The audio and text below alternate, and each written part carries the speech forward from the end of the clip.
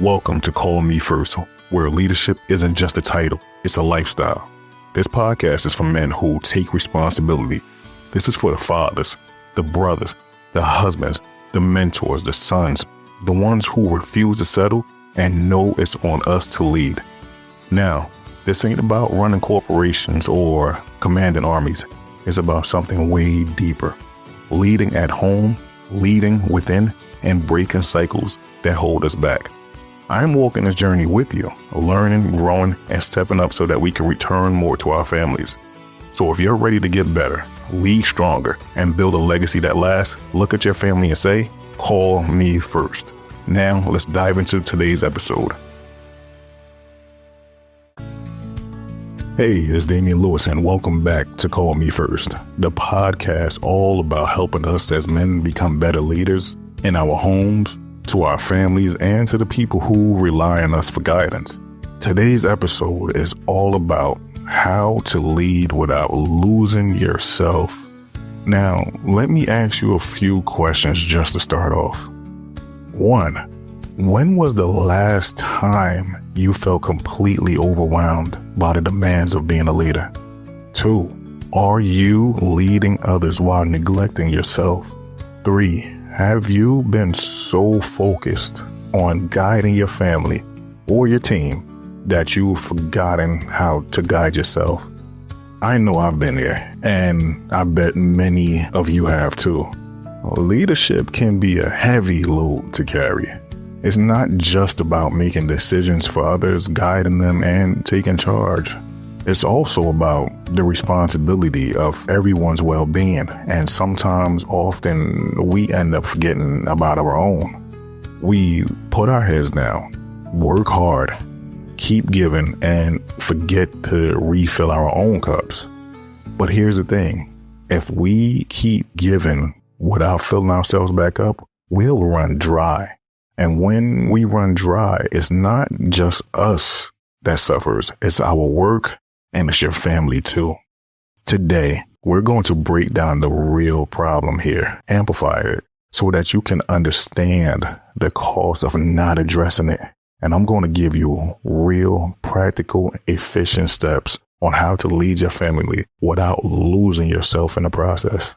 Now, the struggles of leadership. Being a leader sounds great in theory, right? You've got the vision, the authority, the responsibility. People look up to you, but it's not all sunshines and rainbows, is it? The truth is, leadership, especially in the family context, can feel like a full-time job. And often it feels like it's never done. When you're a leader, whether at home or in your career, you end up juggling a lot of the responsibilities. And after a while, it can start to wear you down. I've put together what I believe are the top 6 challenges that men like us usually face. Let's start with number 1. Number 1, the pressure of constant decision making. Every day you're making decisions, big ones, small ones. It could be deciding what's for dinner, or it could be making a huge financial decision that will affect your family for years to come. I know on a regular, I am tasked by my wife to choose what's for dinner. And it's a simple task, but it's still a decision that needs to be made, right? So even the little decisions, you're still going to be a part of, right? And of course, we're not complaining that we have options on what to eat for dinner. But point I'm trying to make here is still a decision. As far as financial decisions go, it could be whether to rent, whether to buy a house, whether to finance a car, whether to lease the car, whether to buy the car. It's still a major decision, something that can affect your family for years to come. And let's face it, as men, sometimes the weight of these decisions can start to build up, right? It feels like you can't get a break and you start questioning whether you're making the right choices, right? Number 2, it's the strain of being the go-to guy as a leader in your family. You're the one that everyone turns to. That is our job as the leader. We are pretty much the go-to person for everyone. And me personally, I embrace that job with wholeheartedness. I am very happy to be in a position that I have gained the trust of my family to be the one that people come to for advice and guidance. Whether it's your spouse, your kids, or even extended family, a lot of people come to you for guidance. And trust me, I know what the weight of that is. But what happens when you're always giving and never receiving the advice, the guidance, the time to yourself, the opportunity to regenerate, recuperate? Over time, you can feel like you're being drained emotionally and mentally, right? Number 3, the guilt of neglecting yourself. You've probably been there. You're working hard to provide for your family, but in doing so, you forget about your own health, both physical and mental. I can tell you a story here, right? This was back in August of 2024. I'm sitting right here at this computer and I'm doing some work. I've probably been sitting here maybe an hour or so, and I feel a sense of nausea coming on, lightheadedness. I'm starting to feel weak and I'm not doing any physical activity really. I'm pretty much just focused on the work I'm doing on the computer. So I brushed it off. I sat here and kept working, but the problem got worse to the point that I had to yell out and call my wife to tell her, like, listen, babe, something is wrong. So me being a man, we do stupid things. I decided just to go upstairs and go lay down. Well, it didn't pass. That feeling stayed with me for hours, right?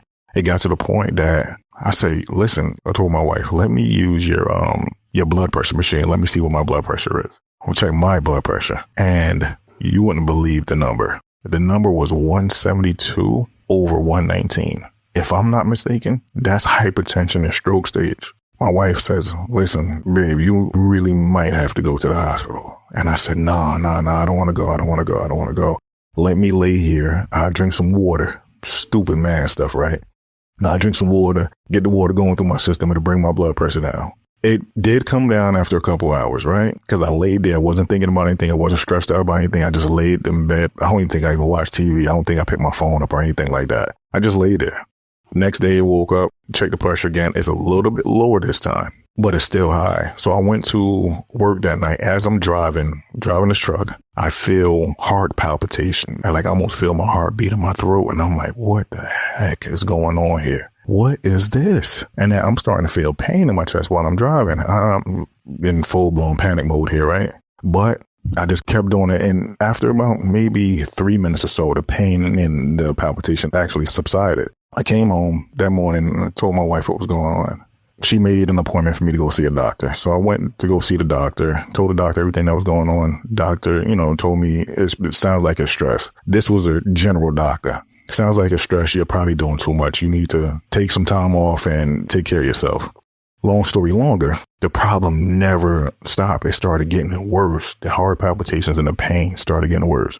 So now I decided, listen, I'm going to go see a cardiologist. I go to the heart doctor. I explain all the symptoms that I'm having with the palpitations, the pain, just overall everything that was going on with me. Based on his experience, the doctor diagnosed me with what's called arrhythmia. Arrhythmia is like a regular heartbeat. Your rhythm, it changes from time to time and it causes this issue. So this is what he diagnosed me with. But he also wanted to make sure that nothing else was actually happening. So what he did was schedule me for a bunch more tests. I can't remember what all the tests were, but I remember a few of them. It was an echo test and a stress test was 2 of the tests. I know I had to do about 3 or 4. They scheduled me for the stress test. The stress test is where you run, or not even say run, you walk on a treadmill.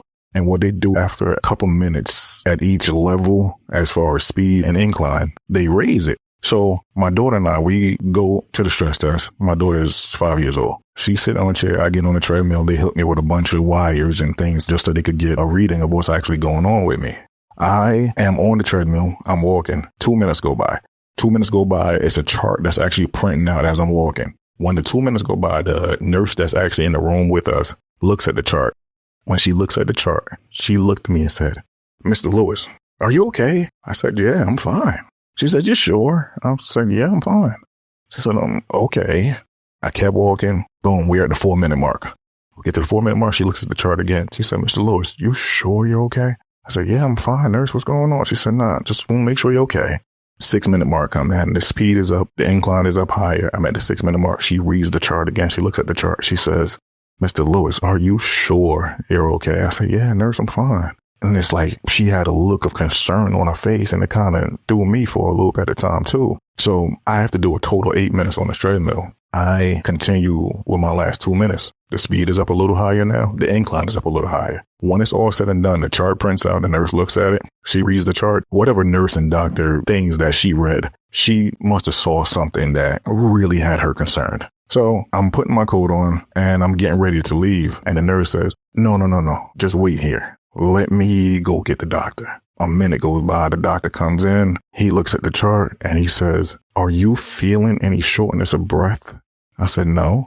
I said, I'm fine. He says, are you feeling any like tingling or pain in your arm? No. Have your feet or anything started to swell lately? I said, no. I said, Doc, what's going on, man? Because these don't seem like normal questions. He says, well, Mr. Lewis, I have some concerns on what I see here on this chart. Before we jump the gun or anything, what I want to do is I want to schedule you for what's called a nuclear stress test, where they put some type of dye or something in your blood to see how your heart is actually pumping the blood and if it's going to every place it's supposed to go. So he told me he needed. I said, Doc, come on now. Why is that? He said, I just have some concerns that you're not getting enough oxygen in places where you should be getting it. Right now, it's no big deal because you're not feeling any type of symptoms, and you said none of these things are affecting you, so I'm not really in a panic, but I still want to see. So they scheduled me for a stress test. I haven't taken a stress test yet, but I'm actually concerned about what it's actually going to show. One of the things that my wife and I like to do, we like to spend quality time together, and one of our ways of spending quality time together, we watch TV shows together. So we watched a few series. One of the series we actually watched was Chicago PD. Chicago PD was a great series, but that led us to Chicago Fire. Chicago Fire, for me, is probably one of the best drama TV shows that I've watched, period. It is emotional roller coaster of a show. It's a great show. If you haven't seen it, please start from episode 1, season 1. Watch it. It's about 13 seasons right now.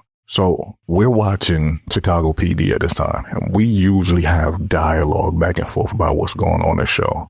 So my wife is talking, and she's sitting towards the bottom of the bed in a chair that she loves to sit in. Nobody can sit in this chair but her, right? So she loves to sit in this chair at the bottom of the bed, and I'm actually laying on the bed watching TV. She's talking to me, and I'm not responding.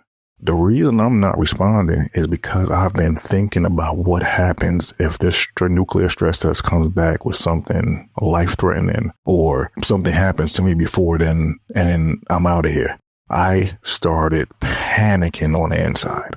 When I say I started panicking on the inside, I'm panicking. I'm not saying anything, but I'm panicking, and tears are rolling out of my eyes. I am in full-blown cry mode, but without making a sound. So as she's talking, she realizes that I'm not responding. So she looks around at me and she sees that I'm in full-blown tears. She gets up out of her seat and she comes and she lays down next to me and she consoles me a bit and she asks me what's going on. I tell her, I'm not even worried about me. What happens to you guys when I'm not here? What happens if this thing comes back and I got short time to live? I'm in panic mode. I don't even know what's going to be on this test, whatever it is. Babe, I don't really care about what happens to me. What happens to these kids? What happens to you? Who's going to take care of you? Who's going to raise my boys? Who's going to raise my daughter? What's going to happen? And when I say I'm there, I am losing it. And my wife does what she does. She holds on to me and starts praying. She started praying, and while she's going through prayer, I actually felt a sense of relief. I felt a sense of relief at the time, and she went through prayer. She consoled me the best as she could, and listen, what I heard that night, I probably would have definitely lost it, but she made sure I was in a good space after that. What happened is we continued to watch the show, and I went to sleep, still with a heavy heart on things that was going on. I just told a friend of mine this the other day. When I woke up that morning, I was in a sense of relief, right? I am not a spiritual person. I am fully believe in God, but I'm just not a person that's like overly spiritual, if that's even a term. And I'm sorry if I offend anybody, but I'm just not real locked in like that, right? But what happened that morning is I woke up and I felt a sense of relief. What happened was I've heard this terminology forever. When people say, whatever your problem is, just give it to God. And I just couldn't understand, when you give it to God, what happens? I never understood what that was. And I actually felt a relief. The terms I came to was, regardless if I'm here or not, life is going to happen. And when you're not here, God is going to take care of them. You're going to be fine. They're going to be fine with or without you, bro. You don't have the power here. The power is in the hands of the Lord. Give me your problems and I'll take care of the rest. For me to get that revelation, it was a major thing for me. And then, so what I actually started doing at that point was, every time I'm in a conflict, or not even a conflict, when I'm stressed out about something, feeling anxiety about something, I just, hey, listen, God, this is what he told me to do. This is what you said. This is what everybody's saying. Give it to God. This you. Take this and tell me what to do after you figure it out. I know that ain't the way to do it, but that's just the conversation I have with God, right? So that is where we are. With health, I was neglecting myself. I wasn't taking time to work out as like I should. I wasn't taking time to walk or get some time to myself, read, whatever it is. I wasn't taking the time. Now, maybe you miss out on sleep, or you skip meals, or just not making time for things that bring you joy to help you grow. And then you feel guilty when you do take time for yourself. But here's the thing. You can't lead if you're not functioning at your best, right? That leads me to number 4. The fear of falling short. Oh man, this one is a serious one for me. As men, we put a lot of pressure on ourselves to be perfect. And believe me, when I tell you, there is no such thing as perfect. Here and there, we are going to fall short. We want to be the best provider, the best father, the best husband. But guess what? That pressure can lead to feelings of inadequacy and self-doubt. And when we feel inadequate, we become less effective leaders. Yes, that is true. We second guess our decisions and we struggle to stand firm on our convictions. The 5th one would be the sacrifice of personal time. When you're leading your family, your personal time often takes a back seat. You put time, energy, and focus into your responsibilities. Your job, your wife, your kids, and before you know it, you've completely neglected yourself. Maybe your hobbies take a hit, or you stop hanging out with your friends, which sometimes is not a bad idea. Sometimes you do have to take a break from your friends. Your world revolves around being there for others. But here's the issue. When you neglect yourself for too long, you lose touch with who you are. Hey, it's Damien. I just wanted to hop in real quick and let you guys know, if you're getting value from this episode, do me a favor. Pause for a quick second and take action. Hit that follow button so you never miss an episode. Download this episode so you can listen to it anytime. And if there's something here that resonates with you, save it and share it with another man who needs to hear this. The best way to grow is together. Now let's get back at it. The 6th one will be the disconnection from your own needs. When you're constantly serving others, sometimes you lose touch with your own needs. You start to feel lost, unsure of what you need outside of what everyone else requires from you. And disconnect can lead to frustration, burnout, making you question who you are outside of leading others. Now, let's dive deeper into these problems. I don't want you to just brush past them.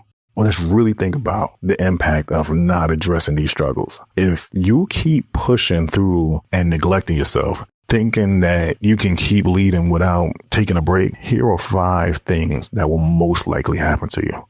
Number 1, it'll be burnout. Eventually, your body and mind will shut down. You'll get tired and frustrated. Leadership will feel like a chore, and your ability to make clear decisions will diminish. You will struggle with doing what's right.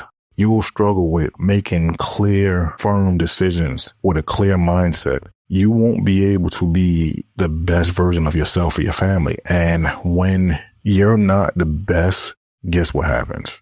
Your leadership falters and your family feels it, right?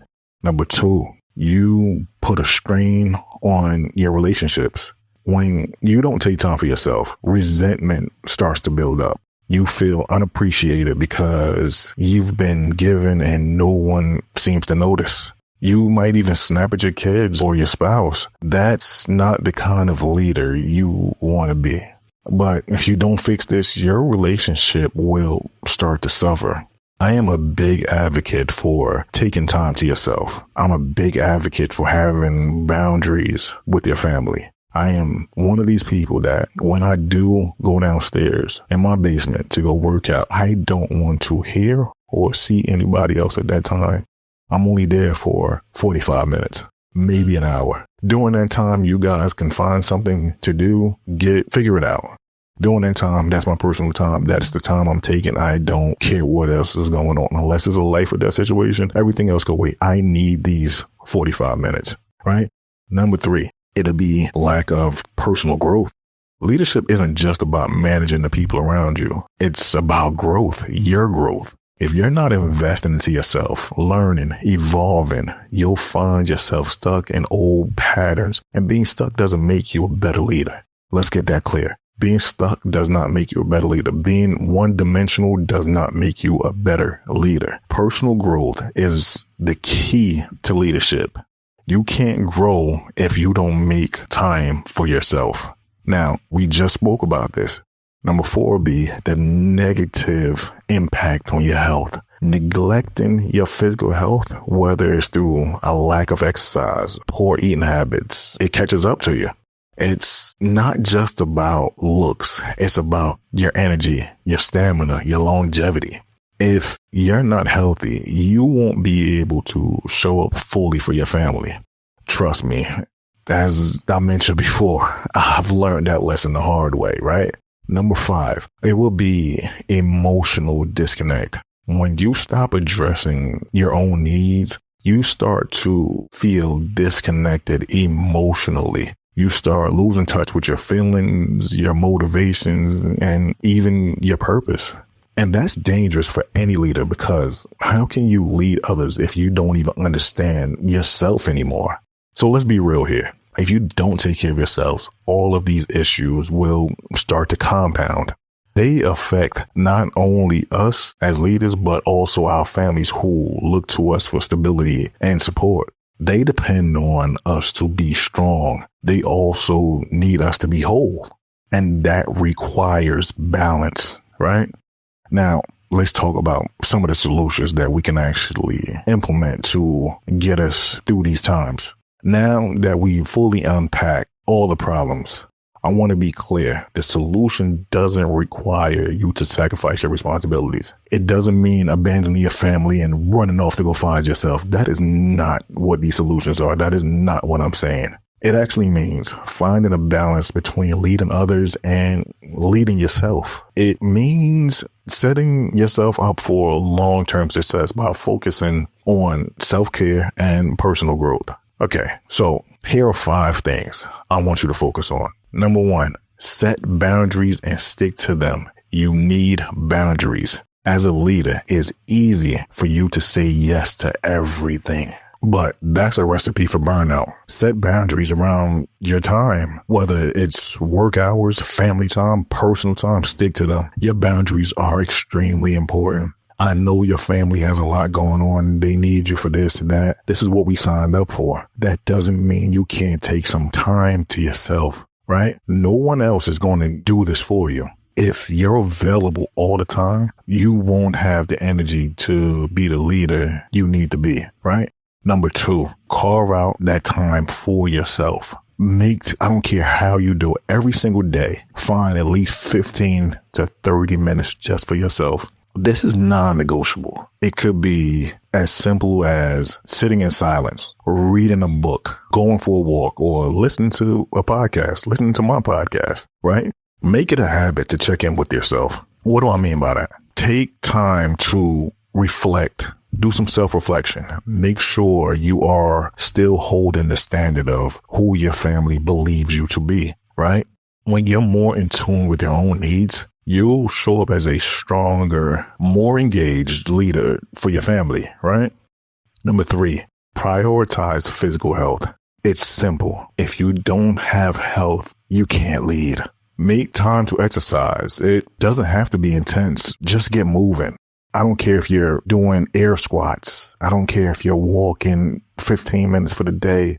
Get a watch that counts your steps. Try to get 6,000 steps in for the day. And make sure you're eating healthier. Take care of your body and don't forget to sleep.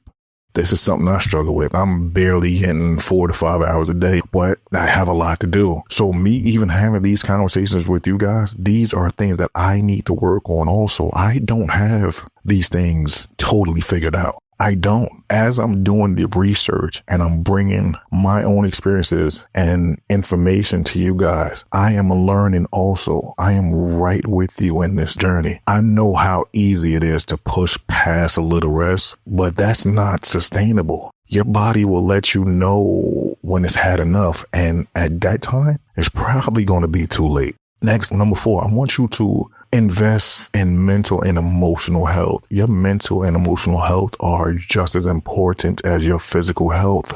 Don't be afraid to seek help when you need it. Talk to someone you trust. Consider a therapist. Make time for self-reflection. I cannot stress that enough. Whether it's journaling, just some way to process your thoughts. And remember, a clear mind is essential to making decisions.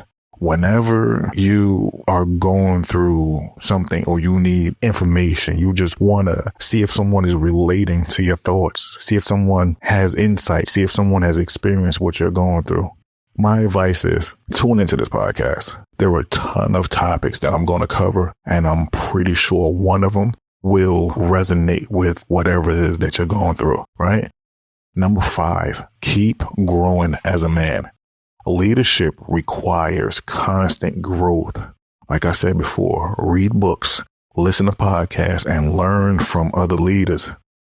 For me, a huge part of my growth came from taking a year off from relationships and working on myself. I dug deep into my character before I got married and really focused on the man I wanted to become. I'd encourage you guys to do the same. Even if you're already married, start doing self-reflection. Start looking at where you could take accountability for things. Start looking at what you could do better. Start looking at how you can manage the success of your family by you becoming better. You become better, you'll be able to lead better. You'll be able to lead your family better. The more you grow, the better you'll be at leading your family, period, right? Now, I want you to start putting all this into practice today. I'll give you 4 actionable steps that will help you commit to being more in tune with the things that you need to continue being a successful leader. Number 1, commit 15 minutes of alone time to yourself. Starting today, commit 15 minutes of alone time to yourself without any distractions. Whether it's in the morning, during your lunch break, before you go to bed, use that time to check in with yourself. It's your time to reset, right? Number 2, say no to something that you don't have time for. This week, say no to that thing that is draining your energy, whether it's a work commitment, whether it's family obligations, or something else. Set a boundary. That is so important. Set a boundary. You'll be amazed by how much better you feel when you take your time back. You take control of your time. This is important. Number 3, move your body. I don't care if it's 15, 20, 30 minutes. Make physical health a priority. This week, commit to moving your body for at least 30 minutes. Let's try for 30. Commit to moving your body for 30 minutes. If it's a walk, a workout, a bike ride, whatever it is. This is about building consistency, not perfection. Number 4, read or listen to something that helps you. Commit to reading 10, 15 pages a day of a book, right? Commit to listening to my podcast. This podcast will challenge you in ways that you aren't even thinking of. Invest in your growth. There is always something new to learn. We learn more so that we can return more to our families. All right, that is it for today's episode. But before you go, I want you to do me a favor. If this episode spoke to you, share it with someone who could use this message. Download it, save it, and make sure you subscribe to Call Me First so you don't miss any of my upcoming episodes. Leadership is tough, but it doesn't have to come at a cost of losing yourself. Take care of yourself, and you'll be able to lead your family with strength and clarity. Thanks for listening, and remember to look at your family and say, call me first.